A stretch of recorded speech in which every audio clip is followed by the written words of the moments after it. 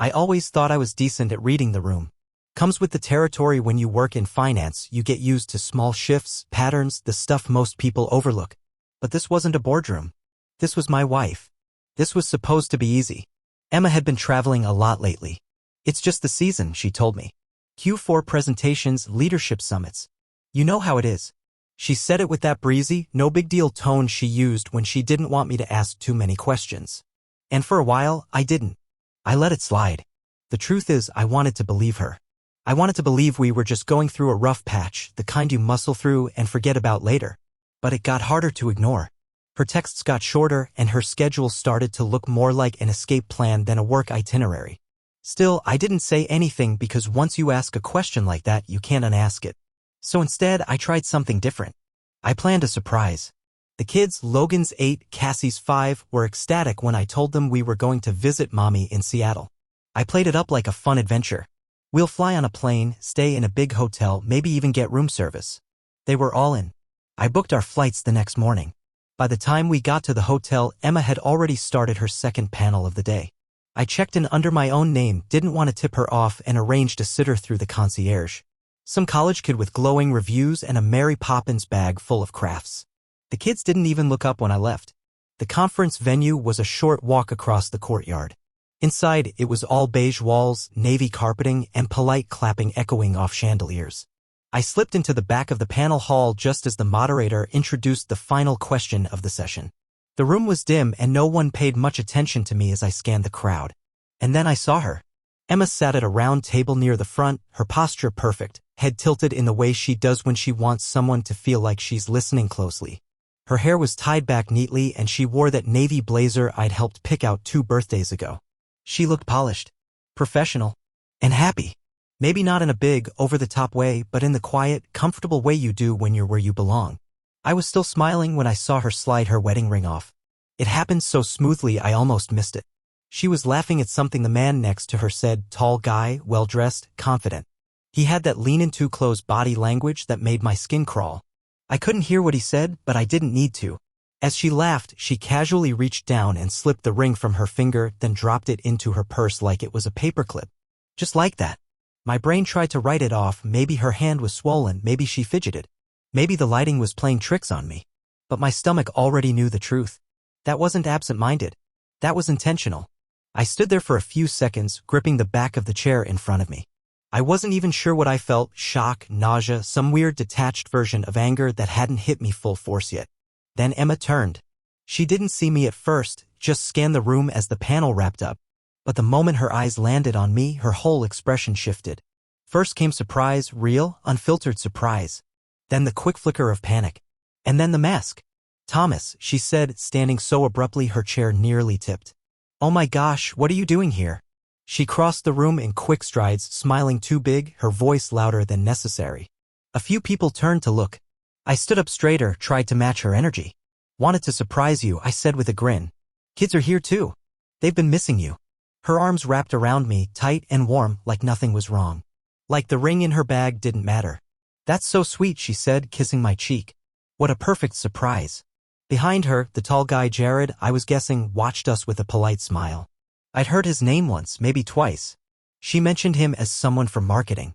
He stayed seated, sipping from a water glass, not acknowledging me. I'd expected a handshake or at least some awkward nod. But nothing.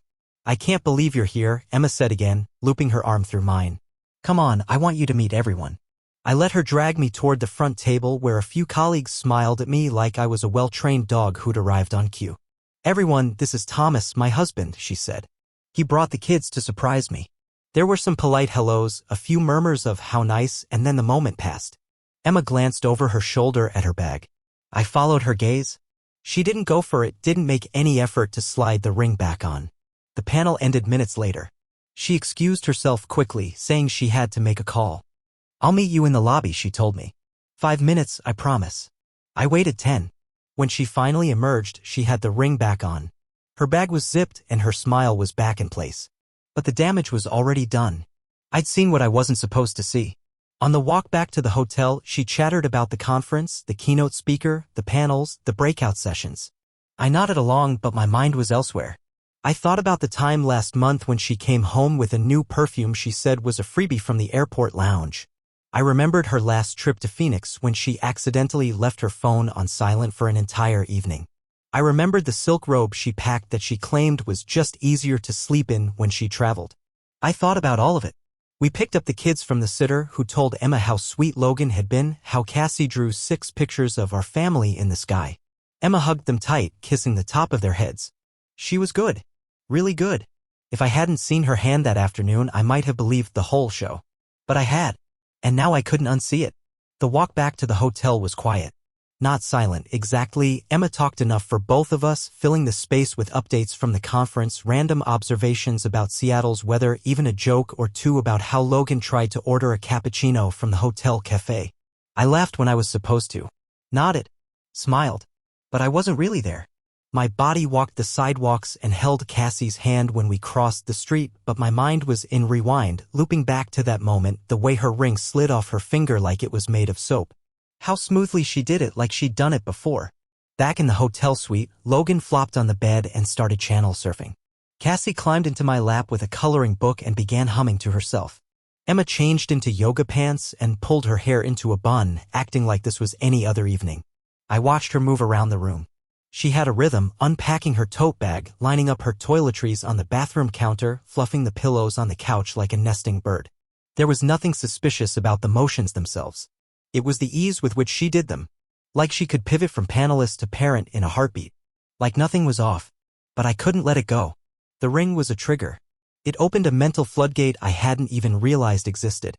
Little moments from the past few months came rushing back, things I'd brushed off, made excuses for, ignored.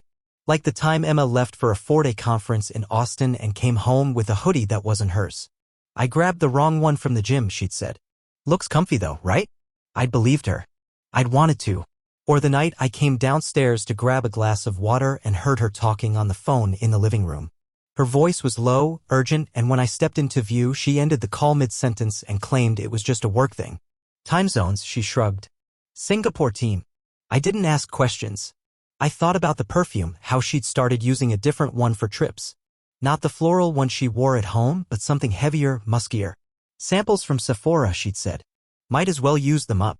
I'd rolled with it. I remembered how she used to ask about my day, used to wait up for me when I got home late, used to snuggle in on the couch after the kids went to bed.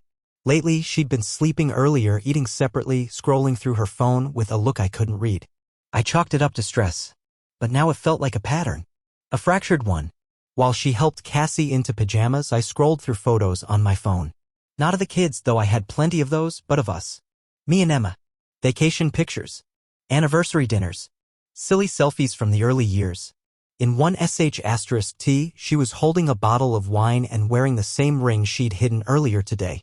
How do you go from clinking glasses and whispering promises to slipping off a symbol of forever in a crowded room?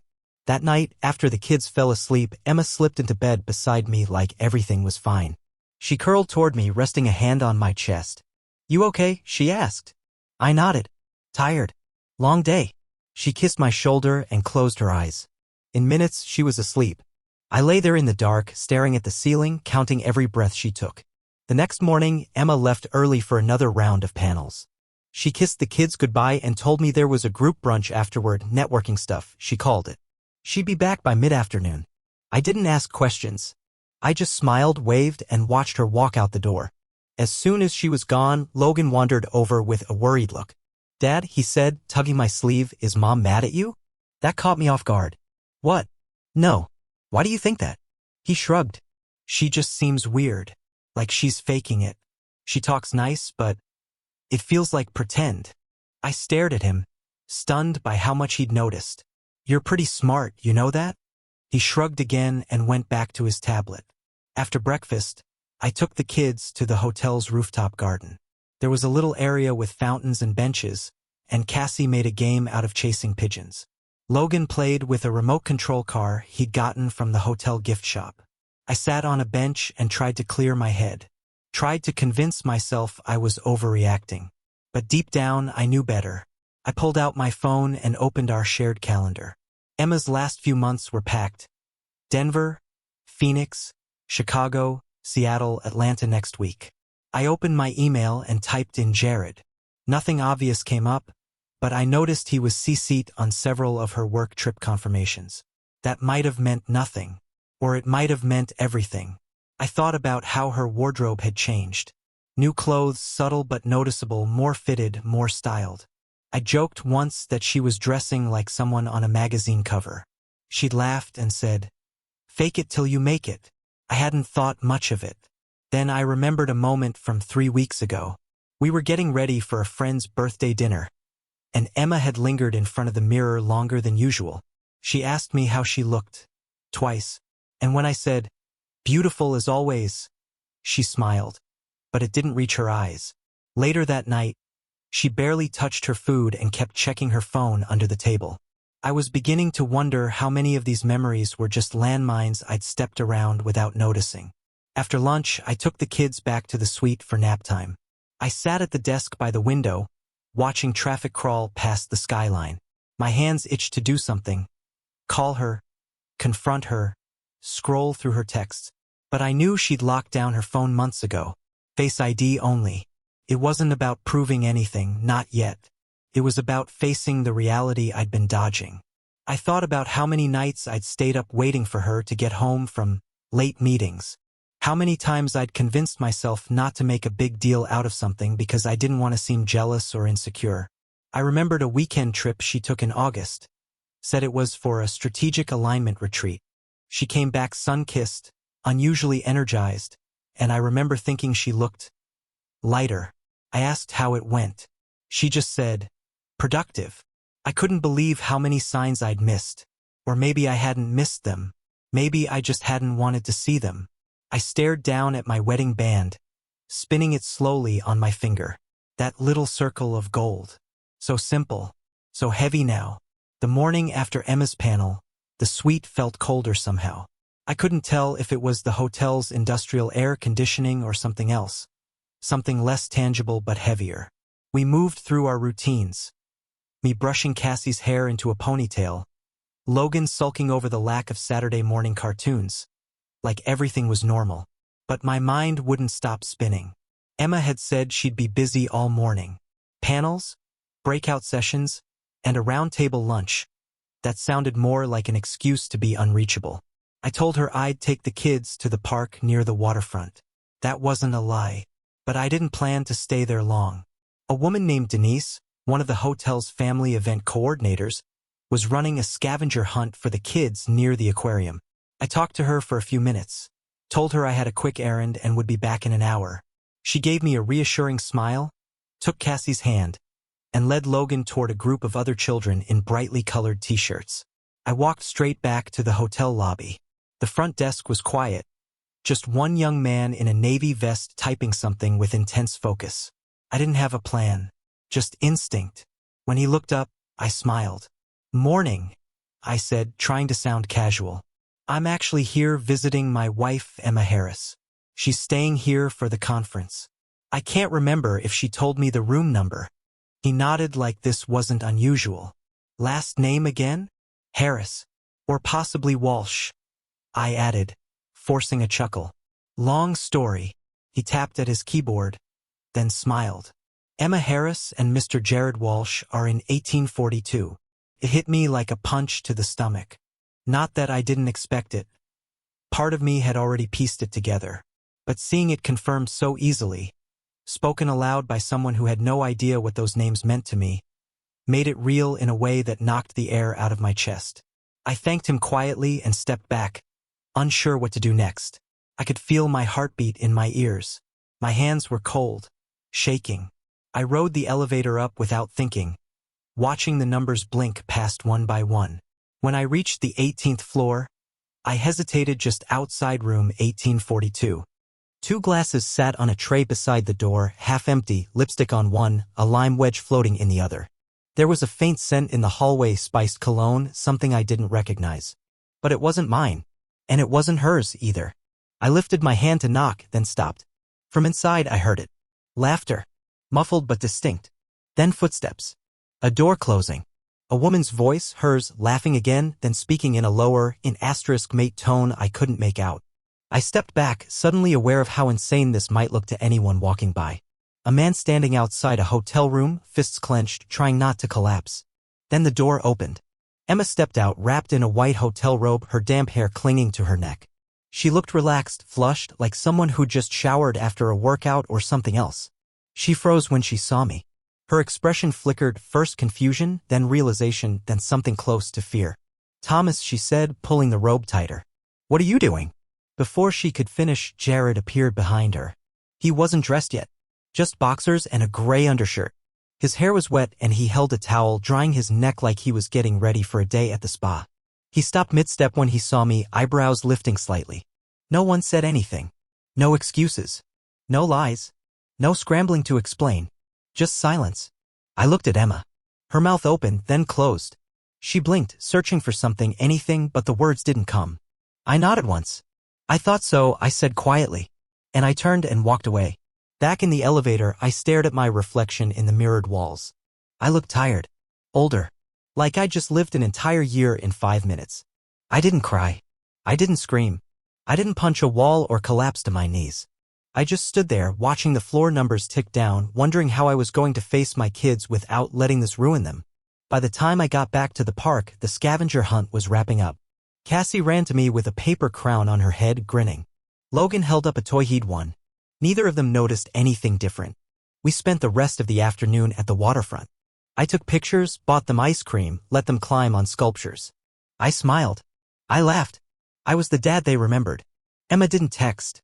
When she finally returned to the suite that evening, it was almost 9.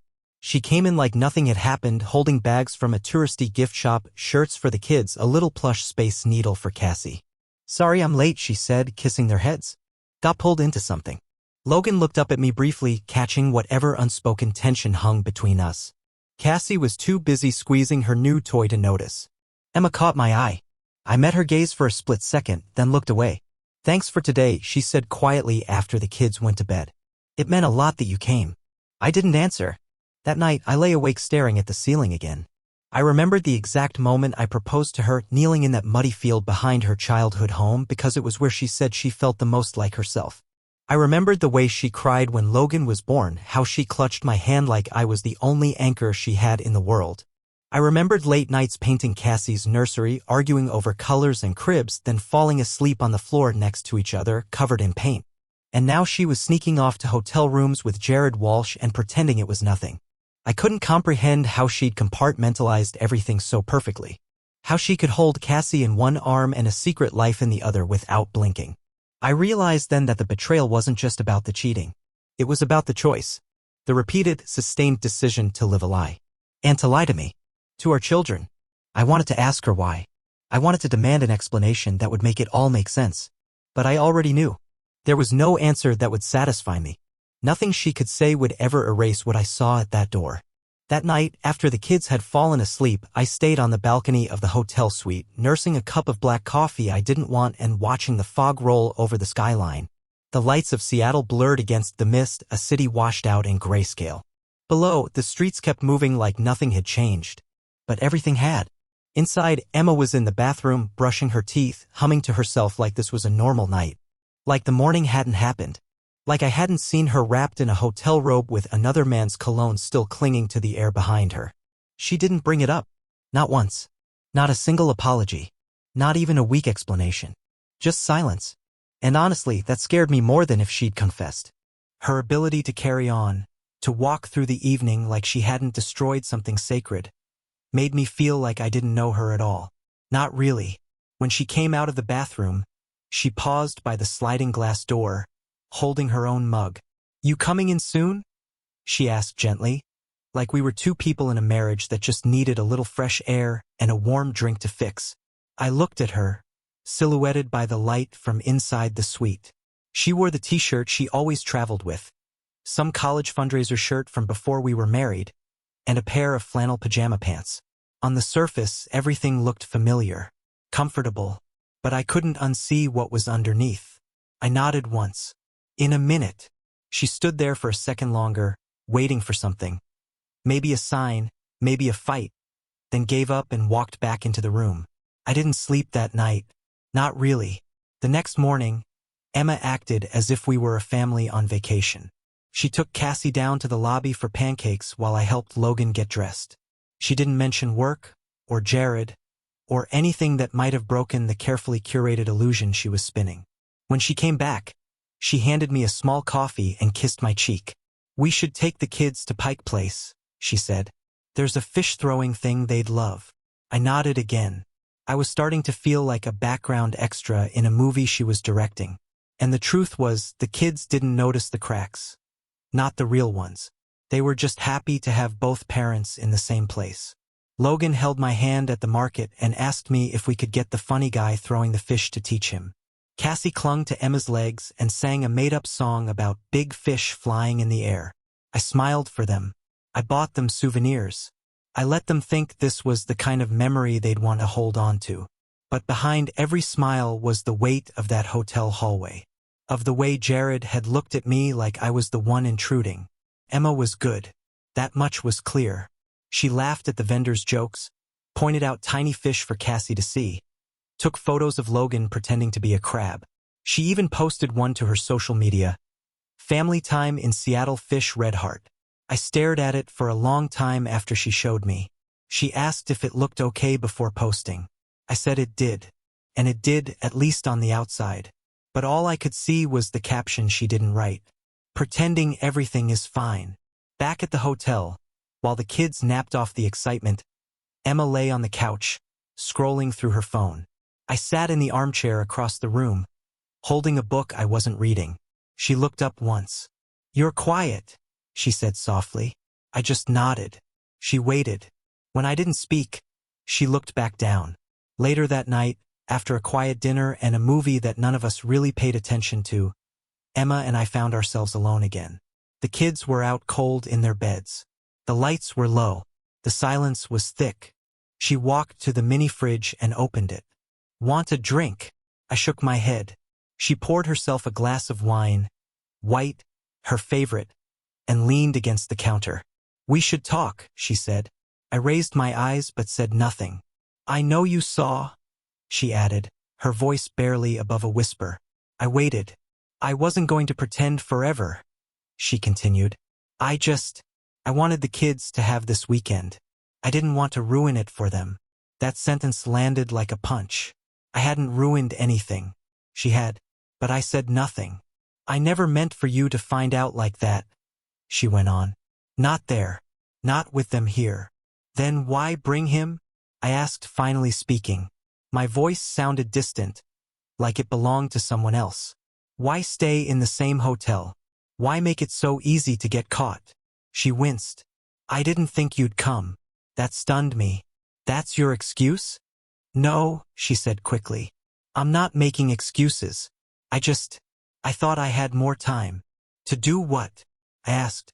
"To lie better?" "No," she whispered. "To figure out how to end it. We didn't fight. Not that night. Maybe I was too tired. Maybe I didn't want to make a scene with the kids asleep 20 feet away. Maybe I didn't trust myself not to say something I couldn't take back. Instead, we sat in separate corners of the room, like strangers on opposite sides of a battlefield waiting for the fog to lift. Emma finished her wine. I went to bed. When I woke up around 2 a.m., I found her on the balcony, wrapped in a blanket, staring out into the city. She didn't turn around when I opened the door. "I messed everything up," she said, her voice raspy from the cold. I didn't respond. "I don't know how we got here," she added. "I do," I said. "You walked us here, one lie at a time." She didn't argue. The next morning, we packed our things in silence. Logan sensed it again. He watched us closely, offering help we didn't ask for. Cassie twirled in her princess dress, oblivious. At checkout, Emma told the front desk, "Thank you for a great stay." The receptionist smiled, unaware of what had happened upstairs.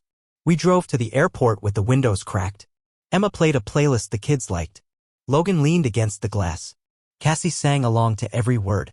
It was the kind of ride I'd always wanted, a family together, singing on the way home from a trip. Except now, it felt like the closing scene to a movie I didn't want to watch again. Back in Colorado Springs, everything looked the same. The same cracked driveway I kept telling myself I'd fix. The same welcome mat with the faded lettering Emma always said we should replace. The same tiny chip on the corner of the mailbox where Logan once hit it with a scooter. It was all exactly as we'd left it, but nothing about it felt like home anymore. When we stepped inside, Emma dropped her suitcase by the stairs and exhaled hard, like she'd been holding her breath the whole way back. The kids scattered instantly, Cassie running to find her stuffed giraffe and Logan flopping onto the couch with his tablet. I stood in the foyer, keys still in my hand, unsure of what to do next. The weekend had changed everything, and yet here we were again, standing in the same familiar walls, pretending we still fit. Later that night, after the kids were asleep and the dishes from our lukewarm takeout were cleared, Emma asked if we could talk. Her voice was calm.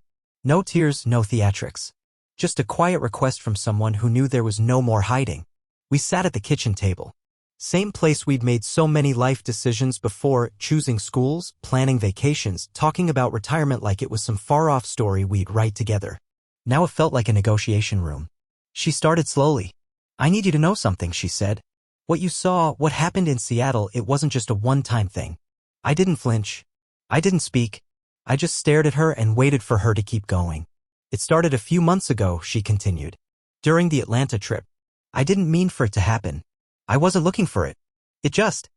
Don't, I interrupted, my voice quieter than I expected. Don't try to soften it. She nodded, folding her hands in front of her. Her knuckles turned white as she squeezed them tighter. It wasn't a mistake, she said. Not just a moment of weakness or whatever people call it when they don't want to take responsibility. It wasn't one night. It was a series of choices I made. Over and over. I exhaled slowly, more to steady myself than out of relief. It wasn't like I didn't already know. But hearing her say it in that cold, plain way, it twisted something in my chest. I kept telling myself it didn't matter because it wasn't emotional at first, she said. Just conversations.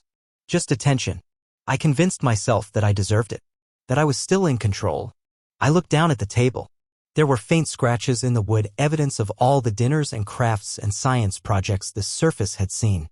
I focused on them, tracing one with my fingertip. I was angry with you, she said, and I looked up. You stopped seeing me. You stopped asking about things. About my job. About how I felt. It felt like we were just running a household together, not living a life together. You're blaming me? I asked, not with anger, but disbelief.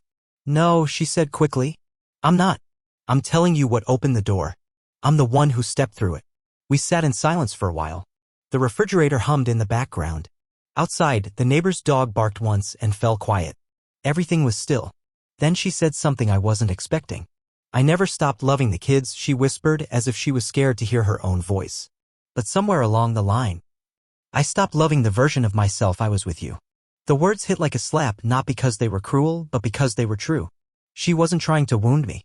She was telling me that she had changed and I hadn't noticed. You could have said something, I said. You could have told me you were unhappy. I tried, she said. 12 times. But it always turned into scheduling logistics or talking about bills or what time to pick up the kids. I'd bring up how I felt and you'd nod, say you were tired, and then we'd move on. I stopped trying. That doesn't justify this, I said. I know. She didn't fight. She didn't beg. She didn't spin it into something poetic or tragic. She just owned it. And that somehow was harder to handle than if she'd lied. I thought I'd feel rage. I thought I'd shout, flip a chair, break something. But I didn't. I felt hollow. Because what she said about our life together, that quiet drift into roommate territory, the way we stopped seeing each other, it wasn't wrong. She had burned the house down, yes. But I'd helped stack the firewood. That realization didn't absolve her. It didn't lessen the betrayal. But it did clarify one thing, the marriage we thought we had wasn't really there anymore. Not the way we imagined it. Still, I had sacrificed so much for that illusion.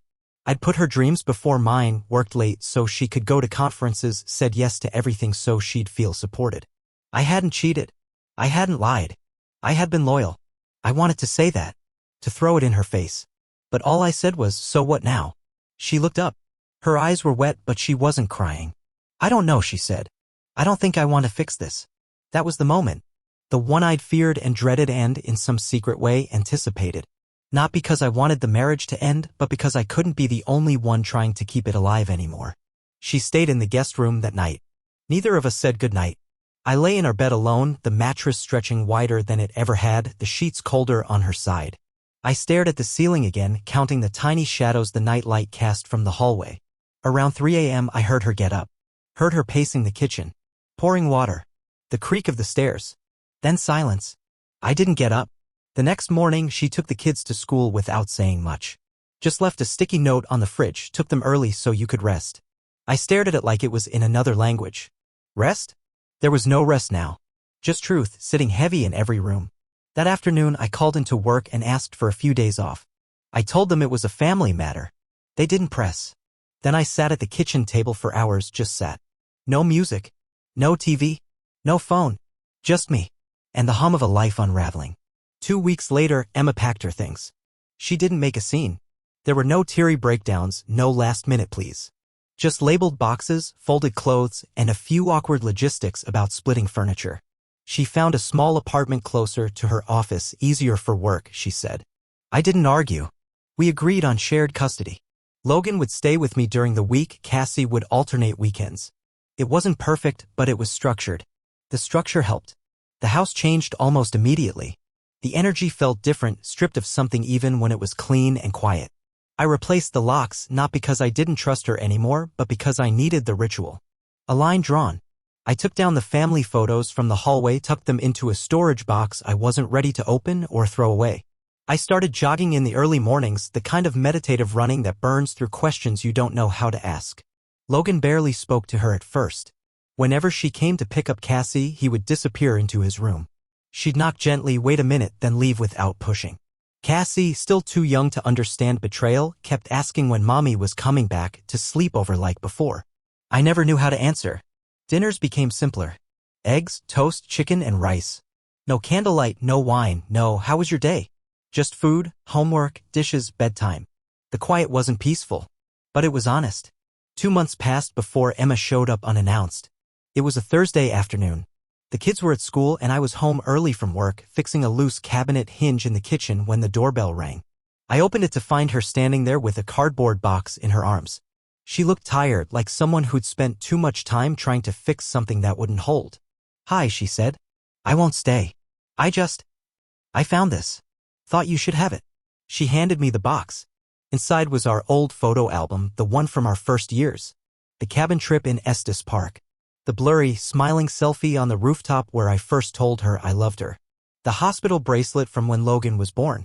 A note scribbled in the back cover, her handwriting from a different life, we'll never let go of this. No matter what. I didn't know what else to do with it, she said. I nodded, unsure what to say. How are you? Came out more automatic than sincere. She gave a brittle smile. Jared's gone. Left a few weeks ago. Guess it wasn't built for real life. I didn't ask for more. We stood there in silence for a while, like people who used to know each other well but couldn't find the language anymore. I took the box and stepped aside. I'll keep it, I said. For the kids someday. She nodded. That's fair. As she turned to leave, I added, I hope you find what you're looking for. She paused as if trying to decide whether to cry or smile. Then she said softly, me too. And she walked down the driveway without looking back. I carried the box to the basement and placed it on a shelf behind old tools and winter coats. Not to hide it, but to let it rest. The memories would stay, but they wouldn't define what came next. That night, when I closed the door behind her for the last time, I didn't hesitate. And for the first time in months, I slept. Not well, but deeply enough to know healing had beg***n. Not fast, not full, but enough.